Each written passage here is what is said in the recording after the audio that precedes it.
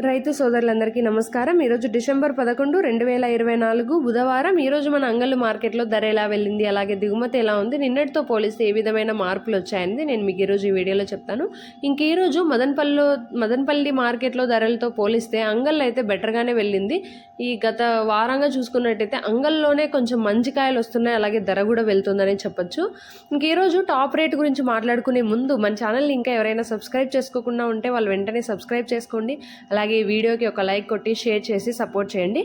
ఈరోజు టీవీఎస్ లైన్లో అలాగే క్యాన్ పిఎస్ఆర్ మండీలో మన అంగళ్ళు మార్కెట్లో టాప్ రేట్ చూసుకున్నట్టయితే 660 రూపాయలుగా ఉంది. అమ్మయ్య అని రైతులు అయితే కొంచెం అంటే మరీ అంత కాదు, అంటే నిన్న మొన్నటితో పోలిస్తే ధర ఈ రోజు అయితే కొద్దిగా పెరిగింది.